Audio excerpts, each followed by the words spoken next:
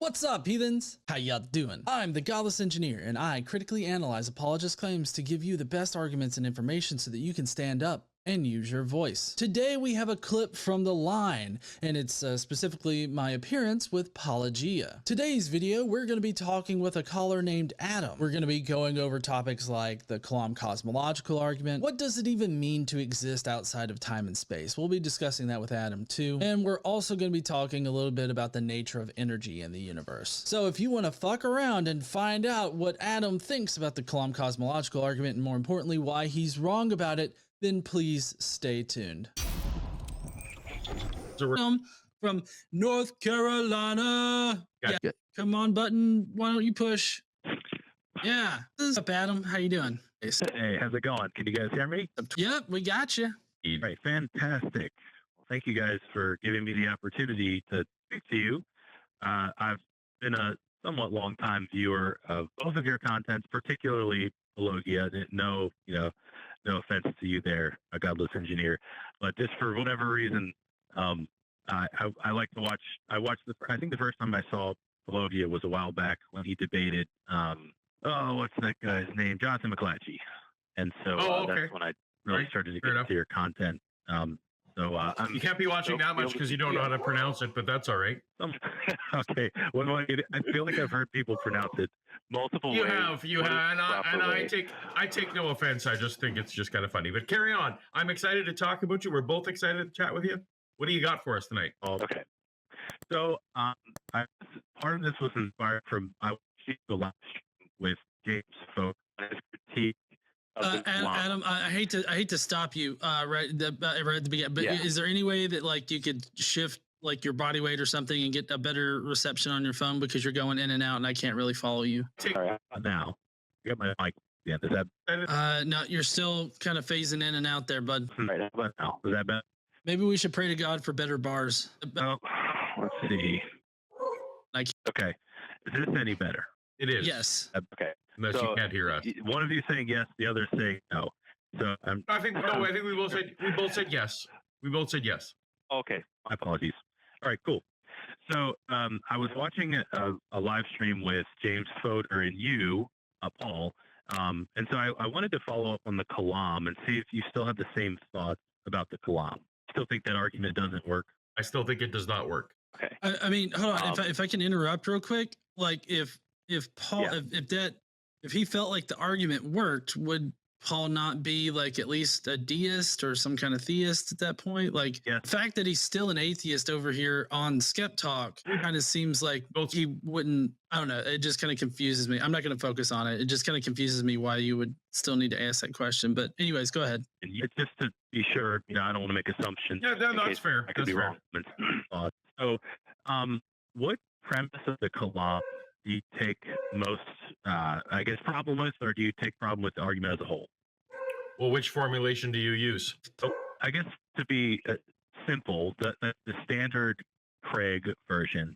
So everything that begins to exist has a cause. The universe began to exist. Therefore, the universe has a cause. So my problem, and I will absolutely let John chime in as well, but my problem is that I don't, that's number two, the universe began to exist.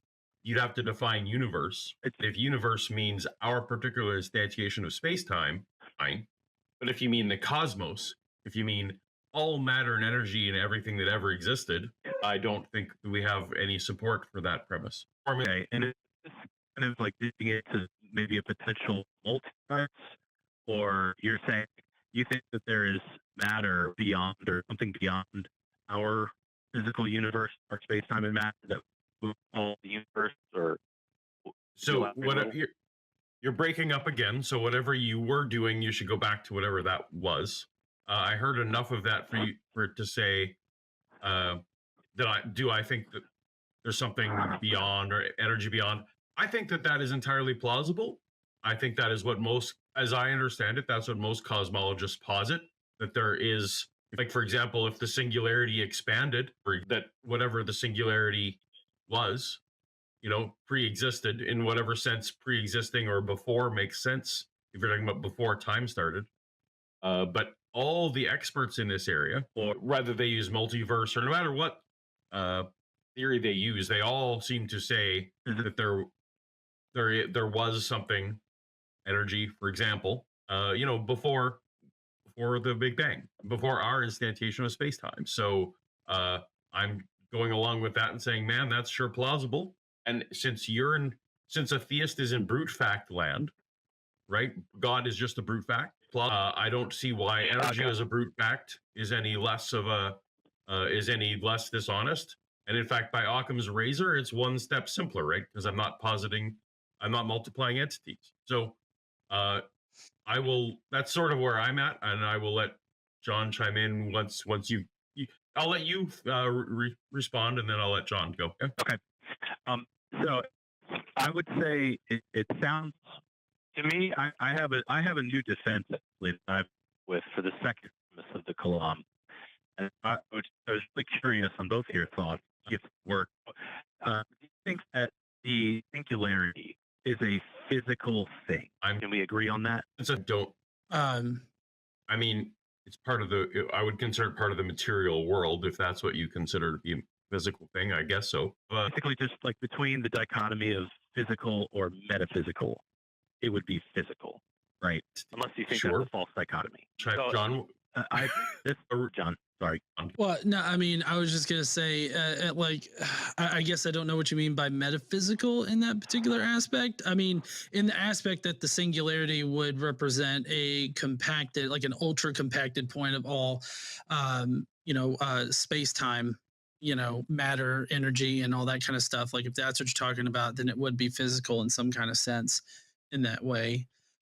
But I guess I have a little bit of problem with the whole physical aspect, maybe, because like when the universe inflated, like it was too hot and dense for even atoms to form. So it's kind of like, what do you mean by physical at that point?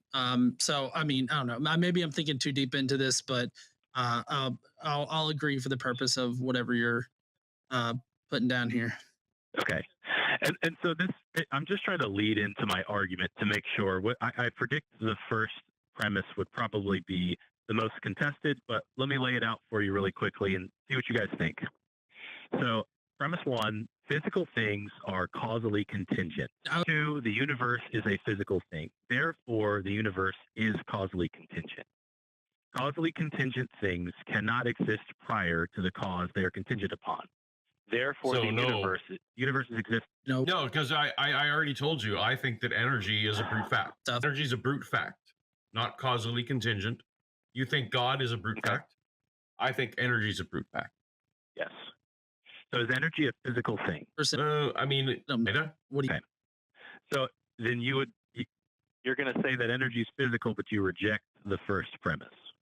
Correct. Okay. I don't think you could demonstrate that energy, which can neither be created nor destroyed, is not a brute fact. I don't think you could demonstrate that, but maybe you can. I should let you go. Maybe you can demonstrate that it is contingent in some way. The initial argument is physical things are causally contingent, and I would argue that yes, I take the first law of thermodynamics to be true, but I also take the second law of thermodynamics to be true, right? Which is that entropy is forever increasing, and this would include usable energy.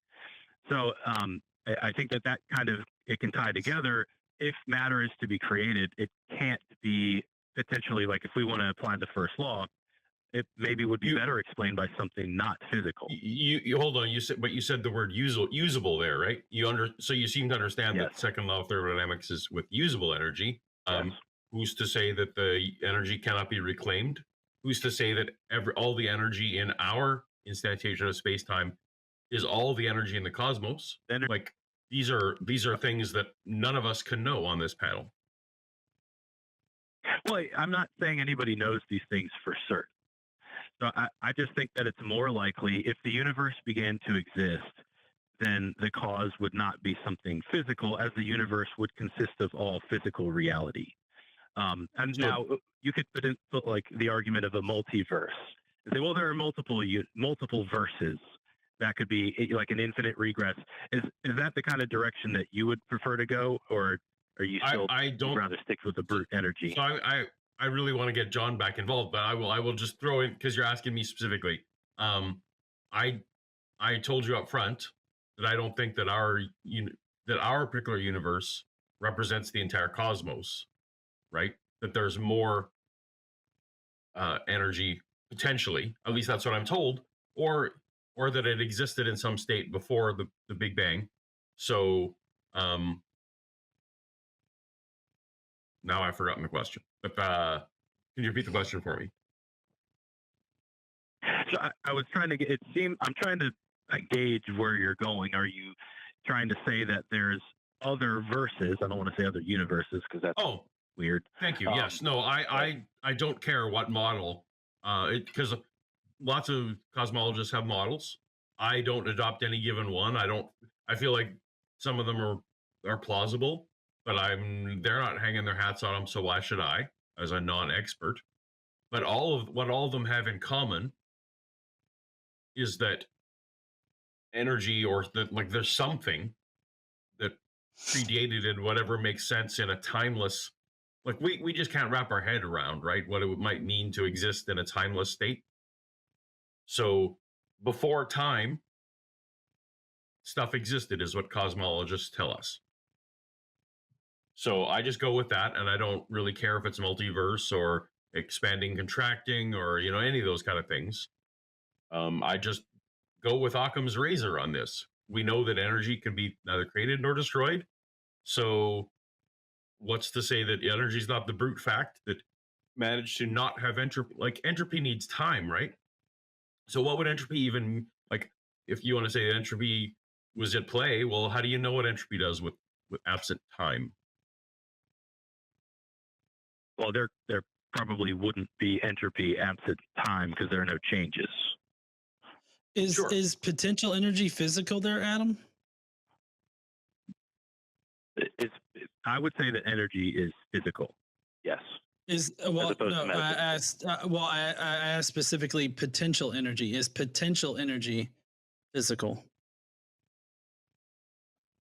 Well, what do you mean by potential? Like potentially converted one form of energy into another? Is that potential? Here, I'll tell you, I'm Googling potential energy. This is a well understood concept in physics, by the way. Potential energy is the stored energy in an object due to its position, properties, and forces acting on it. So basically, like, if you want to think about like a ball sitting on the edge of a table and a cat comes by and is about to knock the ball off, the ball would have potential energy, like, because it's it's going to be acted upon that. So there's that. There's also chemical energy, which isn't necessarily represented physically, but it is released upon a chemical reaction. Think of like an explosion of some kind. So, like, this whole idea that energy in all of its forms is physical is the reason why we're a little bit confused and hesitant to agree to this whole physical nature of energy. So I don't know. I would suggest maybe reading up a little bit more on physics and the laws of thermodynamics and all that other kind of stuff if you're going to be making these kinds of arguments. I mean, personally, but also I feel like the energy at the beginning of the universe, like this state in which energy was in, that energy can't be created or destroyed. I think that it was more likely a release of energy similar to a chemical release of energy in like an explosion. That's why it was, the misnomer at the very beginning was Big Bang, because it was supposedly like this big explosion. That's how they explained it. So I'm more in favor of this great release of an immense amount of energy. Personally, I find convincing the quantum fluctuation sort of model for the beginning of our universe. But also, I'm kind of curious for you, what do you think was there before this universe inflated? Like, are you the kind of theist that thinks that there was absolutely nothing and then God, farted the universe out? Or like, what do you think was there beforehand? Well, I don't really think that there is necessarily a like one way or the other. Like, I'm not really convinced of one side or the other, because it ultimately doesn't matter for the theist position. And by the way, I wanted to clarify. I think that it does. Energy is physical. I wanted to clarify. Potential energy in general is physical, and those potential energies would be enacted by causal contingency. But I mean, hold on. You just went from not even knowing what potential energy is to now trying to school me on what potential energy is? Well, I was just asking you to clarify. I just wanted to make sure. And forgive me, I have a problem with second guessing myself and what other people say, because I always want to make sure I'm 100% clear on what we're talking about. I mean, I guess I feel like I disagree with you on the physicalness of potential energy. I think that potential energy can become realized energy in a physical way, and it becomes physical at that point. But I think potential energy, much like chemical energy being stored up in an object, isn't necessarily physical at that point. So I mean, I don't know. I guess I would just disagree on that. Maybe I just need to read more up more on the intricacies of the different kinds of energy. But the reason why I'm asking you this as to, you know, your position of theist and why you're proposing the Kalam Cosmological Argument here, I feel like if you think that there was absolutely nothing at the beginning and God farted out the universe, that has a number of different issues. Like for one, why do you think that the causal principle, this whole idea that everything that begins to exist, you know, has a cause? Why do you think that would exist, be like logically necessary, and state of absolute nothing, for one? For two, how can a being or an entity or whatnot even begin to think outside of time and space? What kind of medium was he in that allowed him to think, act, or do anything if there's no way for him to actually do those things? I don't really have a third, but normally lists in threes are very compelling to a lot of people. Fair enough. So I definitely don't agree with the absolutely nothing, because if God exists, then there's something. That something is God. So the absolutely nothing thing is kind of weird. No physical thing maybe, but not absolutely nothing. But back to the really quickly back to the energy thing. The reason I was clarifying is because potential energy is definitely physical. It converts to kinetic energy, right? And that's measurable. These are things that are directly measurable, and so that falls in line with conservation of energy. But anyways, as far as how I would like make an inference of what happened beforehand, or that doesn't make sense. Sans creation or sans universe, that would be metaphysical entities can exist as they're not required to be within space, time, and matter, as they're metaphysical.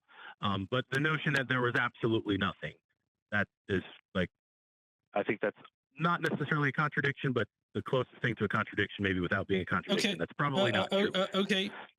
So then you would then have to admit that there was space-time existed before space-time existed? Like, am I just misunderstanding? Metaphysical like, doesn't require that. So there are. Is metaphysical like a real practical thing? Is metaphysical a real practical thing? Is that what you're asking me? Well, yeah. Like, if something is metaphysical, does that mean that it exists in reality? So yes, it would in this case. And there are a couple different ways that people have looked at this, and philosophers have looked at this throughout history. For example, we already talked about him, William Lane Craig. He has the view that God is timeless sans creation and then enters time upon creation. And once he creates, that's the first action in time. Okay. And then time begins. That's one view. I don't really know if I take that view or not. I would probably take the more Ryan Mullins view, which is, or actually a lot of philosophers have taken this view, which is there's a divine temporality. So like maybe some form of non-metric time, sans creation, or some form of different time as opposed to our physical time that we experience here within the universe. Does that make sense? No, that sounds like Really? Jordan Peterson were a bullshit like words out. Like, I feel like I could go to the Jordan Peterson generator website and probably come out with something with more substance. Can you actually like show me how it's incoherent rather than like make an ad hominem? It's not technically an ad hominem. An ad hominem would be like, you're dumb, therefore you're wrong. That would be an ad hominem. And all I did was kind of insult the word salad that you gave. I wasn't actually trying to argue against it, primarily because I really don't. I guess I really don't understand the word salad that you gave me. Like, none of it sounded all that coherent, like, you know, as far as understanding it in practical reality. Like, for instance, let me just give you an example. Like, this other kind of time, I'm not exactly sure what a non-metric kind of time would be, or how you would even measure that, or even if it would be measurable. But I did happen to Google, just a basic Google. I normally go deeper than like the AI generation of first like little scroll of Google, but it literally says metaphysical ideas often conflict with modern sciences because they are not based on direct experience with material reality. So, I mean, you're basically saying that these are ideas that are not directly experienced in reality. So, I don't see how the metaphysical can physically exist in reality or practically exist in reality when they're literally not experienced in material reality. See, it sounds to me like you're saying if it's not materially measurable, if it's not empirically measured, we can't determine that it's true. Which I think that if it exists in reality, it's going to be perceptible in reality. And I feel like if you can't somehow perceive it in reality, whether that's in like indirectly perceive it or directly perceive it, then you probably shouldn't believe it, at least not with like good evidence that suggests that you should. So like the spiel that you've given here, I just don't see why we should believe that. For one thing, this entity outside of time, our time and space, does exist, for one, but also exists in an area of reality that has a fundamentally different kind of space time that's non-metric and all this other stuff that seems to not fill any kind of space, but yet also at the same time permeates all of space. I just don't understand. Well, you understand how all of this seems very contradictory, and it's kind of hard to wrap my brain around. I would love for you to point out the explicit contradiction. And I mean, I kind of feel like I just did. God exists outside of our time and reality in a different. No, I did. So God exists outside of our time and space in a special kind of time and space that is non-metric, that fills no kind of space whatsoever, but also this God seems to permeate all of space-time. How does that make sense? So, I mean, you're adding things that I never said. What I initially said was ways that God could have existed sans creation.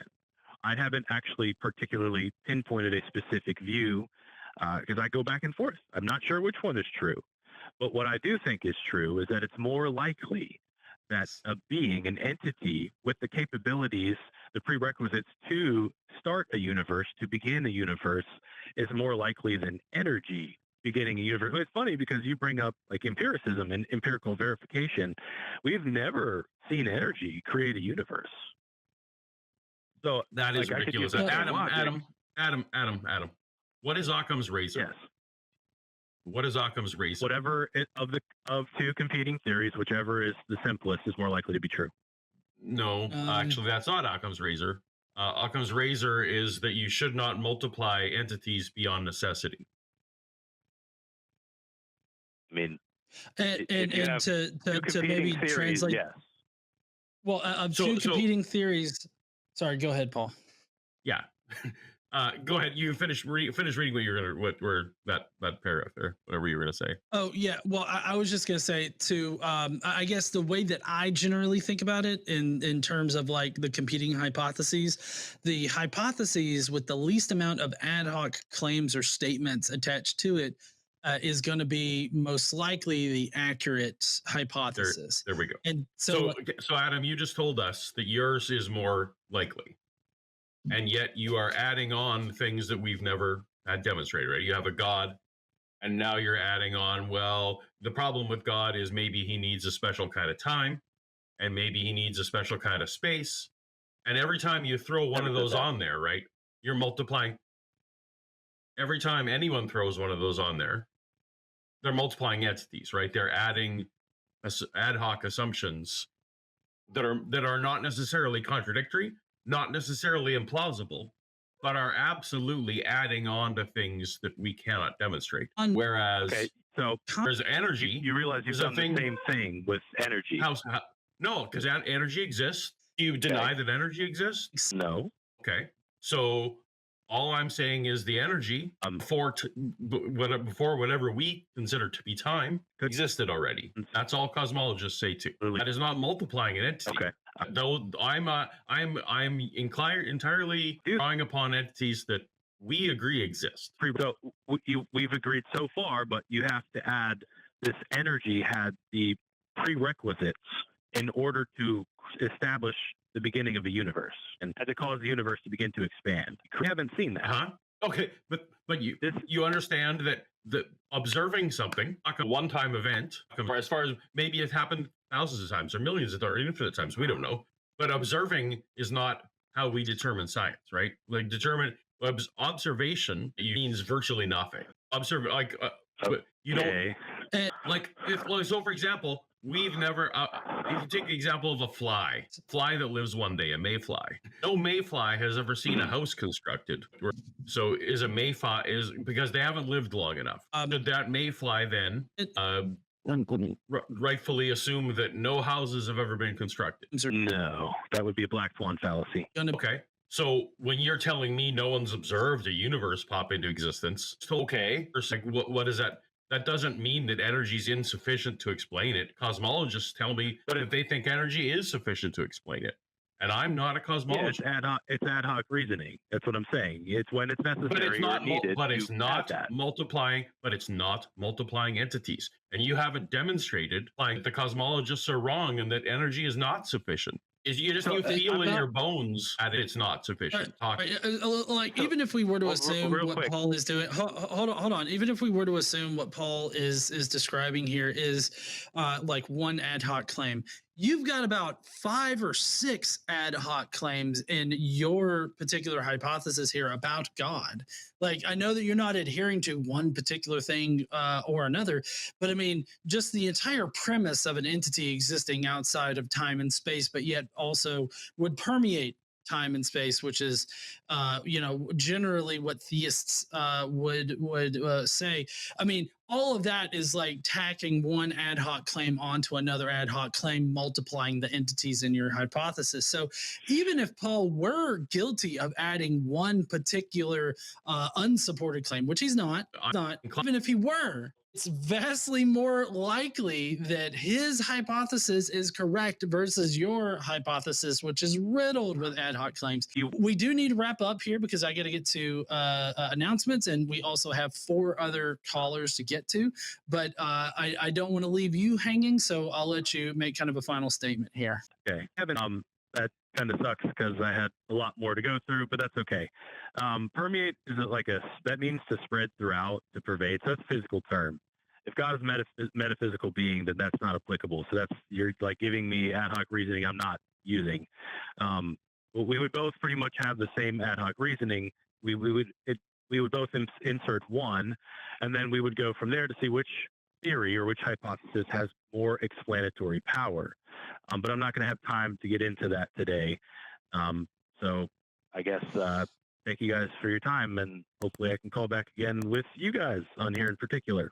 Don't suppose the next time you'll both be back on here. We don't, but it happens. All right. But thank you so much, and I appreciated the nature of your call and your demeanor, and keep it up, Adam. Thanks. Thanks, guys. Take care. All right. Bye. See you. All right. Well, that was quite interesting. So I definitely wasn't trying to suggest that, Paul, you were adding any kind of I know. I knew what you were doing. You were willing to concede for the sake of the argument. Absolutely. I just, I didn't want you to think that I was like, yeah, he's adding ad hoc shit, but that's not as bad as you, kind of thing. I got where you're going. Well, heathens, that was an interesting call. If you will, please go down below and let me know what you thought about any of Adam's positions on the Kalam Cosmological Argument, what it means to exist outside of time and space, as well as the nature of energy in this universe. I'd love to hear your thoughts on all of these topics. Let me know down below in the comments. And while you're down there, why don't you smash that like button and subscribe if you like this kind of content. And as always, heathens, don't forget to stand up and use your voice. Bye, heathens.